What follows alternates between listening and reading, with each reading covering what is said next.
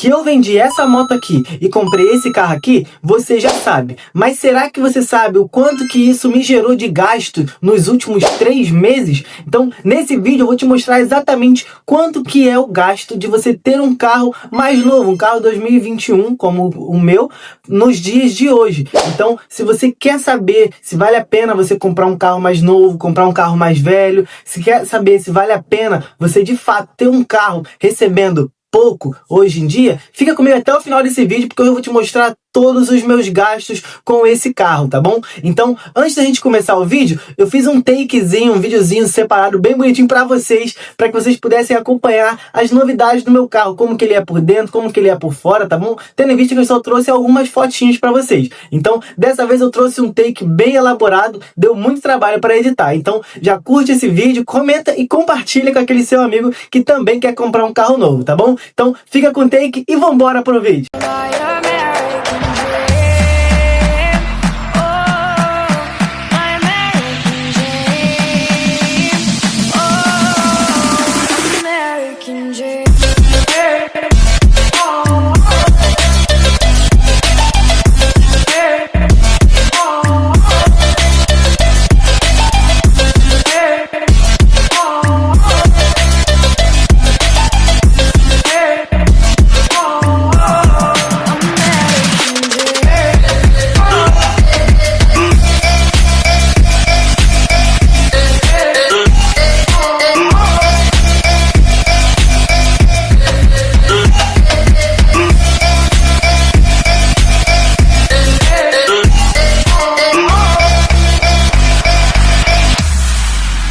Sei que não é o melhor carro do mundo, não é a melhor Ferrari do mundo, mas eu não achava que eu teria um carro assim tão rápido. Aos 23 anos eu consegui comprar um carro novo, né? Então eu fico bem feliz com essa minha conquista e acredito que vocês também fiquem felizes com as conquistas de vocês. Pensando numa maneira de ajudar você que quer comprar um carro, quer comprar uma moto, eu fiz esse vídeo, deu muito trabalho, que eu fiz uma apresentação, fiz os takes do carro. Eu nem sei editar esse tipo de take, mas eu fui ali, vi alguns vídeos, vi algumas dicas, peguei conselho com alguns amigos meus que editam também. Então eu fiz esse vídeo para você e fiz essa apresentação aqui para poder te ajudar a saber se vale a pena ou não ter um carro no ano de 2025. Com base nisso, a gente tem essa apresentação aqui: gastos com carro Renault Kwid Zen 2021, álcool gasolina, que é o meu carro, é esse que eu apresentei para vocês aqui agora. É um carro 2021, então não é um carro tão novo, né, quanto 2025, por exemplo, mas também não é um carro tão antiguinho aí, igual um carro 2010, do carro 2000, que já é um carro bem mais antigo, que às vezes não paga nem mais IPVA, tá bom? Então, primeiro, parcela, seguro, IPVA, autonomia do carro, conforto e os gastos totais que eu tenho com o carro. Vou trazer tudo isso e mais algumas informaçõezinhas no final desse vídeo, tá bom? Então, se você não quer perder nada, fica comigo até o final que você vai saber se vale a pena ou não comprar um carro. Em primeiro lugar, nós temos a parcela. Para quem não sabe, eu dei uma entrada de 15 mil reais, que foi 10 mil reais, que é o que valia a minha moto, mais 5 mil reais. E botei o carro aqui nessas 60 vezes de 940 reais. Caraca, Guilherme, você é maluco? 940 reais em 60 vezes para um Kwid? Sim, pessoal. Fica tranquilo que eu vou te explicar o porquê que eu fiz isso. 60 vezes de 940 reais. Ao amortizar, a última parcela custa a partir de 340 reais, gerando uma economia de 600 reais em cada parcela. Então, se eu não tivesse colocado em 60 vezes, tivesse colocado em 48, por exemplo, que é o mais normal que as pessoas financiam, em 48 vezes a parcela ficaria algo em torno de R$ 1.400. A parcela ia subir bastante. Então, eu não teria dinheiro assim para amortizar o meu financiamento. Então, eu ia demorar bem mais para pagar, entendeu? Então, por isso que eu coloquei nessas 60 vezes, é sim, bem mais tempo, porém, nessa parcela de 940 reais, eu consigo amortizar ela. Então, de 940, eu vou pagando 340 reais, 350, 360 reais, vai aumentando no decorrer do tempo, mas é bem mais barato, então eu fico bem mais tranquilo e consigo financeiramente amortizar essas parcelas. Então eu aconselho sempre a fazer isso, a pessoa pegar, colocar o financiamento dela no número de vezes que caiba no bolso dela e, se possível, sobre um dinheiro para ela poder amortizar também, que assim você elimina muitos juros e acaba de pagar bem mais rápido do que se você fizer um financiamento um pouco menor, porém com parcelas mais altas. Dificilmente você vai conseguir amortizar e vai demorar bastante para pagar o seu imóvel, a sua casa, o seu carro, enfim, o seu bem. Em segundo lugar, nós temos o seguro. O seguro que eu uso no meu carro é da Alamo. Lembrando que nada do que eu disser aqui eu tenho patrocínio, tenho algum tipo de benefício que eu vou ganhar, nada do gênero. É só o que eu uso e que eu gosto, então eu vou recomendar para vocês também. O meu seguro eu pago 12 parcelinhas, né, no caso um ano, R$ 215 todos os meses, tá bom? Então, desses R$ 215 eu tenho assistência 24 horas, assistência funeral, assistência pet, assistência residencial, assistência saúde, assistência vidros, carro reserva, clube de vantagem, desconto em combustível, ES de saúde, proteção veicular e telemedicina. Esses aqui são vários benefícios que eu tenho, que inclusive alguns eu nem lembrava que eu tinha, né? Quando eu assinei lá o contrato para contratar esse seguro, eu nem lembrava que eu tinha isso tudo. Então, algumas coisas aqui eu já utilizei, como por exemplo a assistência 24 horas, eu já cheguei a utilizar algumas vezes no começo. A chave do meu carro para trancar e destrancar no botãozinho, ela estava com um defeito, né? Não estava funcionando. Ela tinha descarregado a bateria, então eu não conseguia trancar e destrancar com a chave. Eu tinha que abaixar os pinos do carro para trancar e na hora de eu destrancar o carro, eu colocava a chave lá, rodava e assim destrancava a porta do motorista. Essa daqui é a chave do carro, olha. Então, ela aqui dentro, ela tem um chip que é para bateria, para eu trancar e destrancar o carro com esses dois botõezinhos aqui. Quando eu peguei, ela estava descarregada essa bateria, então eu tinha que trocar a bateria dessa chave para que eu pudesse assim conseguir trancar e destrancar o carro. Então depois que eu troquei essa bateria, eu conseguia trancar e destrancar. Até lá eu tive que trancar e destrancar o carro com aqueles pininhos que tem na porta, entendeu? Então eu tive que fazer isso. E teve duas ocasiões em que eu esqueci a chave dentro do carro, tranquei e saí, depois não consegui pegar a chave de volta. Eu tive que chamar a assistência 24 horas para eles trazerem um chaveiro para ele poder tirar a chave de dentro do carro. E isso tudo é um dinheiro que você gasta caso você não tenha esse benefício. Eu andei pesquisando, custa em torno ali de 150 a 300 reais para você tirar a chave assim de dentro do carro. É o serviço do chaveiro, né? O cara vir desbloquear o carro, destrancar o carro, enfim, e conseguir pegar essa chave que você esqueceu dentro do carro. Então imagina, eu esqueci duas vezes. Imagina pagar esses 300 reais duas vezes. Seria 600 reais, ou seja, seriam 3 meses praticamente de parcela, mais as parcelas sendo pagas. Então eu usei essa assistência 24 horas com esse chaveiro. Não cheguei a utilizar o reboque ainda, não cheguei a utilizar algumas outras assistências, então não posso dizer exatamente para vocês. Mas fiquem tranquilos, pesquisem ali no Google se vocês quiserem saber um pouco mais de como funciona essa seguradora. Não é uma seguradora, ela é uma cooperativa. Então ela tem uma certa diferençazinha aqui, que eu não vou trazer esse vídeo, porque esse vídeo é sobre o carro e não a seguradora. Então vamos dar continuidade nesse vídeo. IPVA e licenciamento. Eu não cheguei a pagar ainda o IPVA nem o licenciamento desse carro, que eu peguei agora recentemente, já veio com o documento pago. Ano que vem que eu vou pagar, mas eu peguei alguns dados aqui no Google, eu vou passar para vocês. Aqui no Rio de Janeiro, a tabela FIP do meu carro é de R$ 43.394 e a taxa é a taxa máxima de 4%, né, para o IPVA e licenciamento. Então fica num preço ali de R$ 1.735,76. E aí, me diz se você acha que é muito caro ou muito barato. Lembrando que tem alguns estados, como se eu não me engano,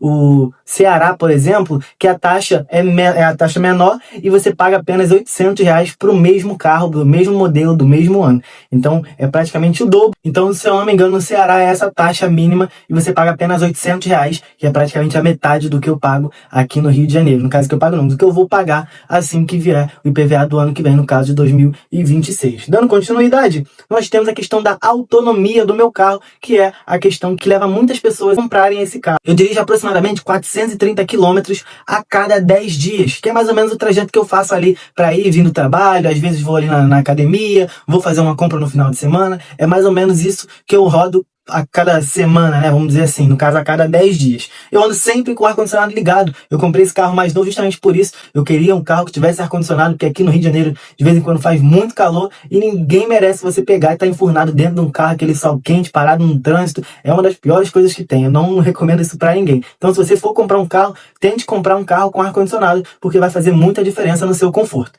Dando continuidade, eu gasto aproximadamente R$ 200 para encher o tanque de combustível desse carro. É isso mesmo. O tanque tanque dele, se eu não me engano, é de 33 litros, e eu estou sempre ali abastecendo ali mais ou menos 30, 31 litros, com a gasolina mais ou menos a 5,80, 5,90, R$ 6. Então, eu gasto esses R$ 200 a cada 10 dias. Toda vez que eu bato esses 430 quilômetros, mais ou menos, o tanque tá ali mais ou menos na reserva, é quando eu vou lá e abasteço. Ou seja, por mês, isso me dá um gasto de R$ 600 somente com combustível, o que gera uma autonomia média de 14 quilômetros por litro. A minha autonomia, ela varia nesse preço, nessa quantidade, entre 14 quilômetros, 13, 14,5, é mais ou menos isso. Não costuma fazer menos do que 13 não, e também não passa muito de 14 não. O carro é muito confortável e bem silencioso. São poucos os barulhos internos. Um dos dois barulhos, na verdade, que são mais notáveis é o pedal da embreagem, que ele faz um som rangendo, né? Aquele, né? Quando você pisa ali, ao pisar e ao soltar a embreagem. Que pelo que eu pesquisei, é algo crônico do Kwid, né? Ele tende a fazer isso mesmo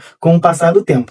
E o clássico do porta-luz, né? Aquela com o porta-luz ali que você abre e fecha ali aquele compartimento. Ele também faz um barulhinho ali, às vezes, conforme seu carro, você tá andando, ele tá numa rotação mais baixa, você precisa acelerar, ele tende a fazer um pouquinho desse barulho, mas é bem pouco. Não é nada que vai te atrapalhar no dia a dia a dirigir, vai ficar incomodando nem nada não. Principalmente se você estiver ouvindo uma musiquinha, botar um som no rádio, ele tem Bluetooth, tem um alto-falante bom, então eu acho que não vai te atrapalhar nada não. Pelo menos não me atrapalha. Dando continuidade, quanto ao espaço interno, é um carro pequeno e não muito espaçoso, se você utilizar os 5 lugares. Mas para 2, 3 ou até mesmo 4 pessoas é bem confortável. O ar-condicionado é outro ponto muito bom no carro, eu particularmente gosto bastante. Ele gela e mantém o carro bem fresquinho, e mesmo em alguns dias quentes, sabe? Aquele dia que tá aquele calorão que você olha pra rua, chega a tá horrível a temperatura, que você vê aquele mormaço saindo do chão. Então, mesmo em dias assim, o carro tende a manter uma boa performance com o ar-condicionado. Pelo menos me agrada, e eu já vi muitas pessoas também falando bem desse ponto do carro. Dando continuidade, o espaço do porta-malas também é outro ponto positivo, lembrando que é tudo na minha opinião, levando em consideração que é um carro bem compacto, né? Um carro pequeno. Por seu tamanho pequeno, é um carro muito fácil de dirigir e mais fácil ainda de estacionar, mesmo naquelas vagas menores. Sabe quando você para o carro assim, poxa, não sei se cabe, não sei se dá ou se não dá? Então, normalmente é bem mais fácil de você estacionar comparando a alguns outros carros maiores, tá? Então, pelo menos é um ponto que eu também acho bem interessante. E isso tem a direção elétrica também, que é muito bom, ajuda bastante na hora de fazer algumas manobras, né? Fazer uma baliza ou algo assim, ajuda bastante também. Então, esse é um dos outros pontos positivos do carro. Agora a questão de gastos totais, tá?